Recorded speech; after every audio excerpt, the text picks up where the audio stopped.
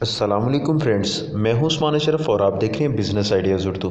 दोस्तों, आज से कुछ अर्सा पहले हमने एक वीडियो अपलोड की थी लेमन एयर लेयरिंग के हवाले से।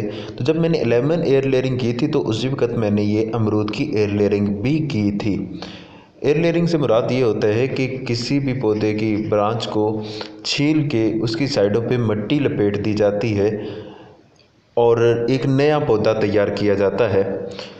मिट्टी के अंदर खुश्क गोबर मिला लिया जाता है, यानी जो काफ़ी पुराना हो। फ्रेश गोबर मिलाएंगे तो वो नुकसानदेह होगा।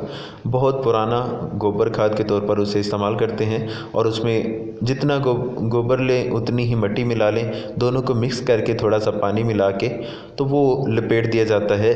ब्रांच को सही तरह छील लिया जाता है पहले साइडों से, उसका छिलका उतार के साइड में ये मिट्टी लपेटी जाती है। तो देखें, ये रिज़ल्ट देख लें पहले आप। ये रिज़ल्ट निकला है। ऊपर का शापर उतारा है अभी धूप से बचाने के लिए जो लगाया था। तो ये देखें जड़ें कैसे तैयार हो चुकी हैं इसकी, यानी ये एक नया पौधा तैयार हो चुका है। ये जड़ें देखें नीचे से।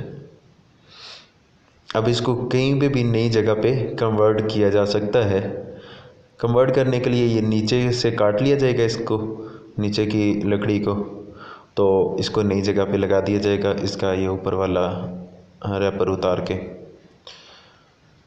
तो दोस्तों, इसमें कोई इतनी बड़ी लॉजिक नहीं है कि कोई खादें मिलानी पड़े या क्या करना पड़े।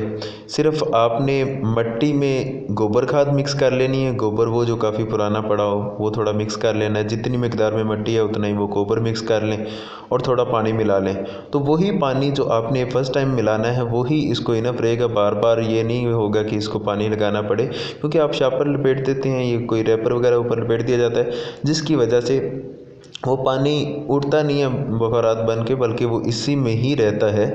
और मज़ीद ये कि ये तने के अंदर से भी इसको मिलता रहता है असर, जो पौधे की जड़ से आ रहा होता है, तो इसलिए ये बाकी रहता है।